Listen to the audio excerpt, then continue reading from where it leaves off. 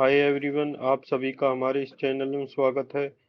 आज हम डिस्कस करेंगे कि अगर आप कहीं भी जो इन्वेस्टमेंट करते हो और उसमें टैक्स अगर एवरी ईयर पे करते हो या उस इन्वेस्टमेंट को जब डिस्पोज ऑफ करते हो, मैच्योरिटी होती है तब टैक्स पे करते हो तो उसका क्या इम्पैक्ट होता है। चलिए स्टार्ट करते हैं। दोस्तों, इस वीडियो को बिना स्किप किए हुए पूरी देखना, तो अच्छे से पूरी समझ में आएगी। दोस्तों, इसमें हम देखेंगे कि जैसे चार्ली मुंगर ने भी ये कहा है, अगर जैसे लेट से हमने 30 साल के लिए अपना पैसा इन्वेस्ट किया और उसमें हमें 15% की हर साल रिटर्न मिलती है और उसमें 35% का टैक्स का रेट है। अगर हम हर साल 35% टैक्स पे करते हैं, एक दूसरी इन्वेस्टमेंट है उसमें भी हमें 15% हर साल रिटर्न मिलती है, पर उसमें हमें टैक्स जब वो 30 साल के लिए इन्वेस्ट किया है तो 30 साल बाद पे करते हैं। तो उसमें कंपाउंडिंग की वजह से बहुत ज़्यादा डिफरेंस आ जाता है। तो उसके बारे में आज डिस्कस करते हैं। जैसे कि अगर हम हर साल इनकम मिलती है और उसमें 35% टैक्स पे करते हैं तो उस साल में हमें 9.75% की ही रिटर्न मिल पाएगी कंपाउंडिंग। तो हम इसको देखते हैं, अगर हम टैक्स को 30 साल बाद पे करें तो उसमें हमारी कितनी सेविंग होगी या लॉस होगा। आइए डिस्कस करते हैं। दोस्तों, ये मैंने ना एक एग्जांपल बनाया है। इसमें क्या है, अगर हम 15% की रिटर्न मिलती है, 30% का टैक्स रेट है और 5% का सब 4% का सरचार्ज होता है, तो वो 31.20% है। और दूसरा है, इसमें क्या है, हम एवरी ईयर 15% की रिटर्न मिलती है और उसमें टैक्स हम एवरी ईयर पे करते हैं। फिर नेट ऑफ टैक्स ये बचता है, फिर ईयर एंड में इतना अमाउंट बन जाता है 1,10,000। हमने शुरू में 1,00,000 रुपये इन्वेस्ट किया, तो हर साल फिर उस अमाउंट को नेक्स्ट ईयर के लिए 15% के लिए इन्वेस्ट कर दिया, फिर उसमें टैक्स हमने उसी साल में पे किया। तो इस तरीके से हम ऐसे करते रहते हैं। तो 30 साल के लास्ट में हमें कितना अमाउंट हुआ, 19 लाख समथिंग। और उसमें 1,00,000 रुपए इन्वेस्ट किया था तो हमारे पैसे कितने बन गए, 18 लाख समथिंग। एक दूसरा एग्जांपल लेते हैं। इस केस में हमने 1,00,000 रुपए इन्वेस्ट किया और 15% की रिटर्न बनी, पर इस केस में क्या है, हम टैक्स पेमेंट करते हैं ईयर एंड में, मतलब 30 साल बाद, जो हमारा मैच्योरिटी पीरियड है, जो भी हमने कंपेयर के लिए 30 साल लिया, तो उसमें हमारी कितनी अमाउंट बन जाता है, 1,00,000 रुपए का हर साल 15-15% पर इन्वेस्ट करते हैं तो उसमें 66 लाख अप्रोक्सीमेटली बन जाते हैं। 1,00,000 रुपए लेस करते हैं तो 65 लाख की रिटर्न आती है और उसमें हम 30% टैक्स पे करते हैं तो 44 लाख बचते हैं, जो कि एफडी से कंपेयर करो तो 18 लाख रुपए इसमें नेट रिटर्न आती थी एफडी के केस में। अगर इसमें रिटर्न आती है तो 44 लाख आती है, जो कि 26 लाख रुपए एक्स्ट्रा बनते हैं। अब आप कहोगे सर, इसमें तो ना 15% है, 7.5% के हिसाब से एफडी इंडिया में होती है 7-8%, उसके हिसाब से कंपेयर करके बताओ। तो चलो इसका देखते हैं। तो अब इसमें एक दूसरा एग्जांपल लिया है। इसमें हमें 7.5% की रिटर्न एफडी में है, हर साल री इन्वेस्ट करते हैं, टैक्स हर साल पे करते हैं। एक दूसरा केस है, इसमें टैक्स में हम 30 साल बाद पे करते हैं तो कितनी आती है। तो इसमें कंपेयर करते हैं तो हमें 30 साल के बाद अमाउंट 1,00,000 का 4.5 लाख रुपए हो जाता है और 1,00,000 रुपए घटाते हैं तो 3.5 लाख रुपए की हमें आफ्टर टैक्स रिटर्न मिलती है 30 ईयर बाद में। और वहीं दूसरा केस देखते हैं हम, जिसमें हमें टैक्स 30 साल बाद पे करना है, तो उसमें कितनी रिटर्न बनती है, उसमें हमें आफ्टर टैक्स रिटर्न बनती है 5,30,000। अब आप कहोगे सर, हमें तो ऐसे कंपेयर करके बताओ ना कि एफडी के केस में तो चलो 30% एवरी ईयर हम टैक्स पे कर देते हैं, दूसरे केस में अगर हम इसको म्यूचुअल फंड में इन्वेस्ट करें तो उसमें तो टैक्स का रेट कम होता है। तो उस केस में बताओ, चलो उस केस में देखते हैं। अब मैंने एक एग्जांपल बनाया है। इसमें क्या है, हमने 20 साल लिया है। कई लोग कहेंगे 30 साल तो सर बहुत ज़्यादा लंबा टाइम हो गया, हमें 20 साल का बताओ। और इसमें मैंने एक एग्जांपल लिया है, 7.5% की रिटर्न है। एफडी इन्वेस्ट करते हैं तो 30% का, किसी का भाई का 10 लाख से ज़्यादा का स्लैब है और वो 30% के स्लैब में आता है, एफडी में इन्वेस्ट करता है और उस पर टैक्स देता है 30% का, तो क्या रिटर्न आती है। दूसरा केस है, दूसरा पर्सन है जो म्यूचुअल फंड में इन्वेस्ट करता है और उसको टैक्स देना है जब वो पैसे को विड्रॉ करेगा, तो उस केस में क्या रिटर्न आती है। तो देखो, अब इसमें हमने 1 लाख रुपए 20 साल के लिए इन्वेस्ट किए 7.5 लाख रुपए के हिसाब से, तो इसमें हमारा 20 साल बाद 2.73 लाख बना। इसमें हम 1 लाख रुपए की इनिशियल इन्वेस्टमेंट थी, तो उसका 1.73 लाख टोटल हमें रिटर्न मिली। दूसरे केस में क्या है, हमें टोटल रिटर्न मिली 20 ईयर बाद 4 लाख समथिंग की। उसमें 1 लाख इनिशियल इन्वेस्टमेंट घटा दिया तो कितनी रिटर्न बनी, 3,24,000। और उसमें टैक्स 10% का घटा दिया तो उसमें हमें इतनी रिटर्न बनी 2,91,000, जो कि एफडी से हमें 1 लाख रुपए 1,17,000 रुपये ज़्यादा मिलती है। अब आप कहोगे सर, हमें तो 7.5% की जगह 10% बताओ। म्यूचुअल फंड में तो 7.5% से ज़्यादा रिटर्न आती है, 10%, 12%, 15%। मैं सारे एग्जाम्पल के अकॉर्डिंग बताता हूँ दोस्तों। अगर 10% के हिसाब से देखते हैं तो हमें 20 साल में हमारा टोटल अमाउंट इतना हो जाएगा। 1 लाख रुपए उसको घटाएंगे तो 5,72,000 आएगा। फिर उसमें से 10% टैक्स पे करेंगे तो इतना इतने 5 लाख की रिटर्न बनेगी आफ्टर टैक्स, जो कि एफडी से कंपेयर करते हैं तो इतनी एक्सेस रिटर्न मिलती है हमें 3.39 लाख की। इस केस में हमारा total amount after tax 6.13 lakh हो जाएगा। अब ये 10% का केस हो गया। 12% का बताओ सर। 12% का देखते हैं तो इसमें हमें, अगर 10% का टैक्स का रेट है तो हमारा अमाउंट हो जाएगा, नेट रिटर्न होगी इसमें 7.74 लाख की। और एफडी से कंपेयर करते हैं तो इसमें हमें 6 लाख रुपए एक्स्ट्रा मिलते हैं। अब आप कहोगे सर 20 साल का टेन ओवर है, 10% का रेट ऑफ टैक्स लगा रहे हो आप। सर एक बार 20% का टैक्स का रेट करा के कंपेयर देखो। तो चलो 20% से देखते हैं। तो 20% हमने यहाँ टैक्स में 89,000 किया, हमने इसको डबल कर दिया, 179 कर दिया। तो इसमें भी हमें एफडी से कंपेयर करें तो 5,11,000 की एक्स्ट्रा रिटर्न मिलती है। आप कहोगे सर एफडी के बराबर ही एक बार टैक्स का रेट लेके दिखाओ। चलो वो देखते हैं, 30% का करके देखते हैं। इसमें इधर हमने टैक्स को 30% कर दिया, तो इस केस में भी हमें नेट टैक्स ऑफ रिटर्न मिलती है 5.94। इसमें हमें एफडी से कंपेयर करते हैं तो 4.21 की एक्स्ट्रा रिटर्न मिलती है, और नेटवर्क बन जाती है 6.94 लाख की। इसमें भी दोस्तों मैं आपको एक और तरीका है टैक्स को भी, जो ये टैक्स है ना इसमें 89,000, ये भी और कम हो जाएगा। आप कहोगे कैसे। अभी देखो, ये जैसे 12% पे हमने इन्वेस्ट किया है और 10% टैक्स दे रहे हैं। अब जैसे 1 लाख रुपए इन्वेस्ट किया है और अब ये 5-6 साल में 2 लाख रुपए हो गया, तो गवर्नमेंट का रूल क्या है, 1 लाख तक long term tax gain tax free है। जब आप इसको रिडीम कर दो तो आपको 1 लाख रुपए आएगा, 1 लाख तक फ्री है, टैक्स नहीं लगेगा। और फिर जब उसको अगले दिन ही उसको री इन्वेस्ट कर दो, तो इस तरीके से कई बार आप उसको री इन्वेस्ट करोगे तो भी ये अमाउंट टैक्स की आपकी बहुत कम हो जाएगी। ये देखो, ये मैंने म्यूचुअल फंड का डाटा निकाला है मनी कंट्रोल की साइट से। इसमें हमने लार्ज कैप म्यूचुअल फंड के ही उसको कंसीडर किया है, सिलेक्ट किया है कैटेगरी को। लार्ज कैप म्यूचुअल फंड में रिटर्न बताओ हमें 10 साल की पीरियड में कितनी रिटर्न आई। तो आप ये देखोगे इधर तो ये देखो 10 साल में दोस्तों, यहाँ हमारी रिटर्न इसमें 18%, 17%, 17%, 16%। 10 साल से अगर पीरियड ज़्यादा है तो दोस्तों ये 15, 16, 17% का नॉर्मल रिटर्न है। आप देखिए, प्रैक्टिकल एग्जाम्पल है।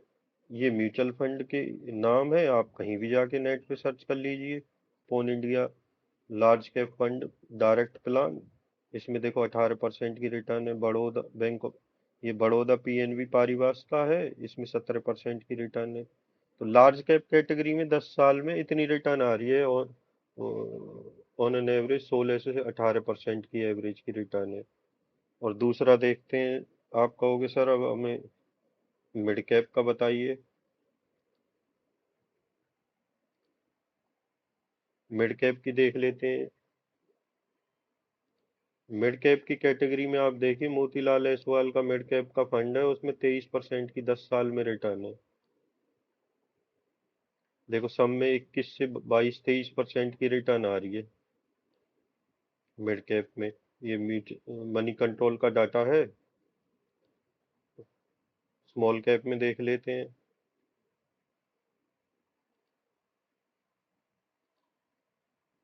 ये स्मॉल कैप का डाटा हो गया। ये देखो निप्पॉन का, इंडिया का स्मॉल कैप का फंड है ये। इसमें 28% की रिटर्न, 27% की, 26 की, 25 की, तो 28% की रिटर्न आ रही है। चलो, अगर इतनी रिटर्न आती है तो हम उसमें देखते हैं 15% के हिसाब से तो नॉर्मल ही हो गया। देखो लार्ज कैप में 15% की रिटर्न आ रही है, उसके बाद मिड कैप में 20 से 23% की रिटर्न है, और स्मॉल कैप में 20 से 28% की रिटर्न आ रही है। तो चलो उसकी रिटर्न कैलकुलेट करते हैं। ये देखो, हम 15% अगर हम किसी लार्ज कैप म्यूचुअल फंड में भी डाल देते हैं तो भी वो 20 साल के बाद 16 लाख रुपए हो जाएंगे 1 लाख रुपए के। 16 लाख रुपए में हमारी इनिशियल उनमें 1 लाख रुपए, उसको भी घटा के रिटर्न 15 लाख की आती है। अगर उसमें से, चलो हम प्रैक्टिकली बात करते हैं, अभी 10% का रेट है टैक्स का, तो उसके हिसाब से देखते हैं तो उसके बावजूद भी हमारे 1 लाख रुपए पर 13 लाख रुपए की रिटर्न आती है 20 साल में, और जो कि एफडी से 12 लाख रुपए ज्यादा है, तो हमारे 1 लाख रुपए के 14 लाख रुपए, 14 लाख समथिंग अमाउंट बन जाता है।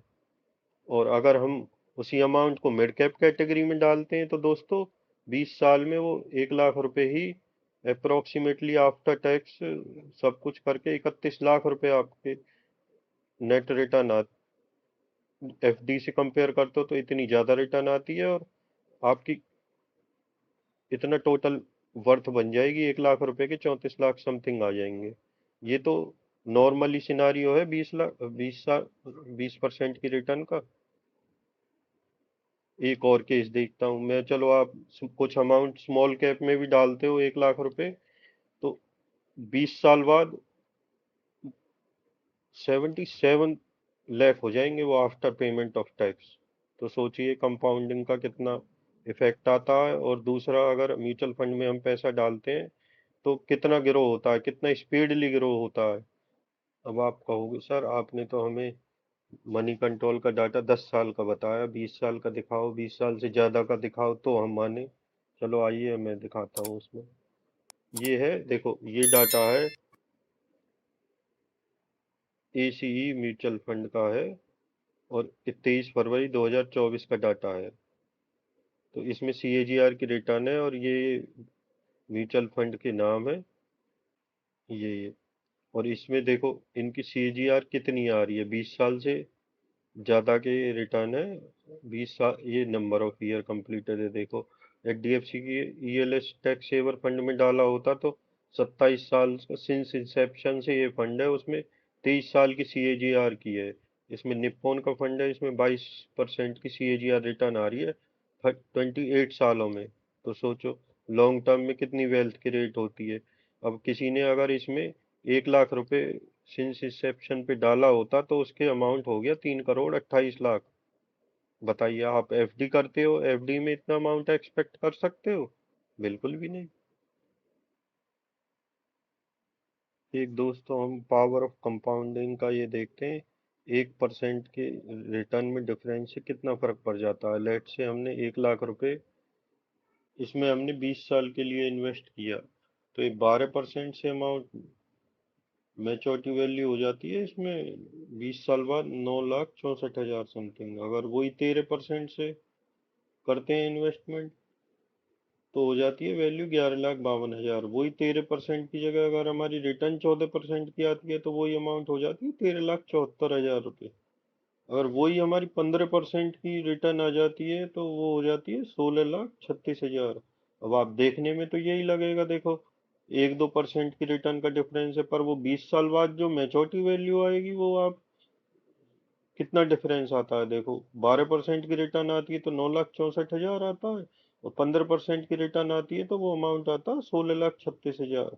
ये अप्रोक्सीमेटली 6-7 लाख का फर्क हो गया मोटा मोटी। एक दोस्तों ये रूल है पावर ऑफ 72। इसमें क्या होता है, इससे हम क्या पता लगाते हैं, इससे पता लगाते हैं जो हमारी हर साल की रिटर्न आती है, कितनी रिटर्न आती है, उससे पता लगाते हैं हमारा कितने साल में अमाउंट डबल हो जाएगा। लेट से हमारी 4% हर साल की रिटर्न आती है, तो हमारा अमाउंट 72 डिवाइड बाय 4, 18 साल में अमाउंट हमारा डबल होगा। अगर हमारा अमाउंट 12% से ग्रो करता है, 12% की CAGR आती है, तो 72 से डिवाइड करते हैं 12 को, तो उससे पता चलता है हमारा 6 साल में अमाउंट डबल होगा। एक दोस्त तो हम ये देखते हैं, इंडिया में इन्फ्लेशन रेट है 5-6% का हर साल। तो हमारी परचेजिंग पावर इफेक्ट देखते हैं, तो अगर हम FD में इन्वेस्टमेंट करते हैं तो नील है। अब फॉर एग्जांपल लेट से हमने कोई 100 रुपये FD में इन्वेस्ट किया, 20 साल बाद वो 300 रुपये हो गए।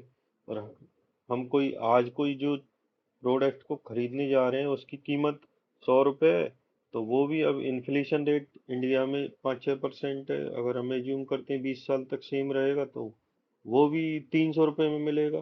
तो हमें तो FD में पैसे डालने से तो क्या एक्स्ट्रा बेनिफिट हुआ, कुछ भी नहीं। जो हमने 100 रुपये आज FD में डाले, 20 साल बाद 300 रुपये मिलेंगे। वही कोई प्रोडक्ट को हम आज खरीद पा रहे हैं, वो महंगाई की वजह से वो भी 300 रुपये का हो जाएगा, तो हमें तो नेट सेविंग तो जीरो हुई ना। और देखते हैं अब किस प्रोडक्ट में हमें कितनी रिटर्न आती है। जैसे FD है, FD में हमें नेट ऑफ टैक्स अगर किसी का 30% का स्लैब रेट है तो 7-8% रिटर्न होती है, उसमें से 30% टैक्स काट देंगे, 5-6% रिटर्न बचेगी। गोल्ड में क्या है, 9-10% की रिटर्न आती है मोटा मोटी। रियल इस्टेट में क्या है, रियल इस्टेट में अच्छी रिटर्न आ जाती है, पर उसमें क्या एक ड्रॉबैक है, उसमें हम छोटा अमाउंट नहीं डाल सकते, 1 लाख 2 लाख या सिप मैनर में नहीं डाल सकते। अब इक्विटी इन्वेस्टमेंट है, उसमें क्या रिस्क होता है, रॉन्ग सिलेक्शन का।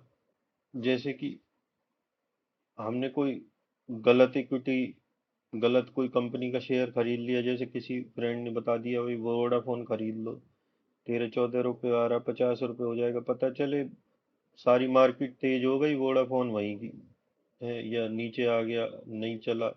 या किसी ने कहा यस बैंक खरीद लो, वो बढ़ने की जगह गिर गया। अब 24 रुपये चल रहा है, किसी ने कहा 100 रुपये हो जाएगा, हमने खरीद लिया, वो नहीं बढ़ा, बाकी बढ़ गए। तो रॉन्ग सिलेक्शन का रिस्क है। अब म्यूचुअल फंड है, डेट कैटेगरी के होते हैं, उनमें 7-8% की रिटर्न आती है, क्योंकि वो क्या होते हैं, गवर्नमेंट सिक्योरिटीज में इन्वेस्ट करते हैं, ट्रेजरी बिल्स में इन्वेस्ट करते हैं, FD में इन्वेस्ट करते हैं, तो उनकी मोटा मोटी रिटर्न वही 7-8% की आएगी। म्यूचुअल फंड में इक्विटी में इन्वेस्ट करते हो, तब जैसे कि अभी हमने एग्जांपल दिखाया, लार्ज कैप में लॉन्ग टेन्योर में 15% की रिटर्न आती है, मिड कैप में 20% के अप्रोक्स आती है, स्मॉल कैप में 25% के अप्रोक्स रिटर्न आती है। तो हम एक काम कर सकते हैं, कुछ अमाउंट लार्ज कैप में डाल दिया म्यूचुअल फंड में, कुछ amount small cap mutual fund में डाल दिया, कुछ amount mutual mid cap mutual fund में डाल दिया, तो हम अपनी रिटर्न को एवरेज आउट कर सकते हैं, तो मोटा मोटी रिटर्न उस वजह से 20% के अप्रोक्स आ जाएगी। दोस्तों इसमें एक और पॉइंट है, अगर लेट से क्या होता है, हम एक तो लमसम डाल दिया, एक क्या होता है, जब भी ना निफ्टी 5% डाउन है, 10% डाउन है, 15% डाउन है, तो थोड़ा इन्वेस्टमेंट का पार्ट आप बढ़ा दीजिए, उससे आप लास्ट में देखोगे आपकी कितनी परसेंट की रिटर्न, 2-3% की रिटर्न तो इलीजी ग्रो हो जाएगी। क्योंकि आप हर टाइम पे जब भी सिप करोगे, जब मार्केट आपको अपने हाई से 5% मिले तो 10-20 हज़ार एक्स्ट्रा डाल दो। जब 10% ज्यादा गिर जाए अब हाई से अपने, तो 20-30 हज़ार डाल दो एक्स्ट्रा, 20-25 हज़ार डाल दो। जब 15% गिर जाए, जब आप 30-35 हज़ार डाल दो एक्स्ट्रा, तो आप देखोगे कि आपकी और रिटर्न की परसेंटेज बहुत ज्यादा बढ़ जाएगी। और एक पॉइंट बताता हूँ दोस्तों, अभी क्या है, हमारा इंडिया है विकासशील देश है, अभी आने वाले टाइम में जैसे जैसे विकसित होता जाएगा ना, हमारी रेट ऑफ इंटरेस्ट कम होते जाएंगे और पी मल्टीपल ज्यादा बढ़ता जाएगा। पी मल्टीपल बढ़ेगा ना, हमारी एग्जिस्टिंग जो इन्वेस्टमेंट है उसकी वैल्यू और इंक्रीज हो जाएगी। पी बढ़ेगा तो उसकी वैल्यू, देखो रिटर्न तो बढ़ेगी बढ़ेगी कंपनियों की, जब पी बढ़ेगा तो उसको और ज्यादा वैल्यू ऑफ इन्वेस्टमेंट बढ़ जाएगी। तो एक ये भी आगे आगे इंडिया में ये फायदा होगा। जैसे सब लोग इंडिया में इन्वेस्ट करना चाहते हैं, आपने सुना होगा फॉरेन, कई कई बड़े फंड मैनेजर्स को सुना है जो फॉरेन में है, वो बोलते हैं, बड़े बड़े लोग आते हैं, भाई हमें इंडिया में पैसा लगाना है, हमारा पैसा इंडिया पे इन्वेस्ट करो, हमारा पैसा इंडिया में इन्वेस्ट करो। जैसे आगे आगे आने वाले टाइम में इंडिया में और पैसा आएगा ना, इन्वेस्टमेंट का इनफ्लो आएगा, तो पी रेशो और बढ़ जाएगा, उससे हमारी एग्जिस्टिंग इन्वेस्टमेंट की वैल्यू और इंक्रीज हो जाएगी। अगर आपको हमारी वीडियो अच्छी लगी हो तो लाइक करें, कमेंट करें, शेयर करें, हमारे चैनल को सब्सक्राइब करें और बेल आइकन को क्लिक करें ताकि हमारी न्यू वीडियो का नोटिफिकेशन आपको मिलता रहे। Thanks for watching.